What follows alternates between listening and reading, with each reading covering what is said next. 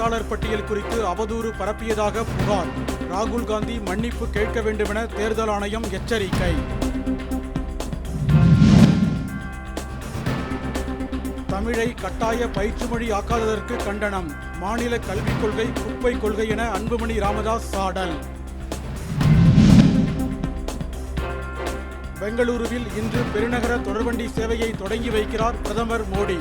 காவல்துறை பலத்த பாதுகாப்பு. வேகமாக முன்னேறும் இந்தியா வெளிநாடுகளின் அச்சுறுத்தல்களுக்கு அடிபணியாது என வெங்கையா நாயுடு திட்டவட்டம்.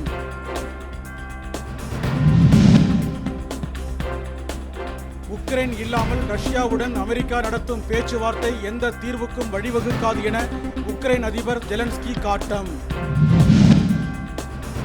தேசிய ஜனநாயக கூட்டணியில் ஓ பன்னீர்செல்வத்தை சேர்க்க முயற்சி. பாஜக பொதுச் செயலாளர் BL சந்தோஷ் பேச்சு நடத்த உள்ளதாக தகவல். கொடைக்கானலில் அரசு அனுமதி பெறாமலும் விதிகளை மீறியும் கட்டப்பட்ட கட்டடங்கள் குறித்து மாவட்ட வருவாய் அதிகாரி ஆய்வு. ராணிப்பேட்டை மாவட்டம் சோளிங்கரில் பெய்த தொடர் மழை காரணமாக ஓட்டு வீடு இடிந்து விழுந்ததில் நியாய விலைக்கடை விற்பனையாளர் பலி. ஃபாஸ்டாகில் போதிய பணம் இல்லாததால் திருவண்ணாமலை மாவட்டம் கரியமங்கலம் சுங்கச்சாவடியில் அரசு பேருந்து தடுத்து நிறுத்தம். தமிழகம் மற்றும் புதுச்சேரியில் இன்றும் நாளையும் பரவலாக இடியுடன் மழை பெய்ய வாய்ப்பு.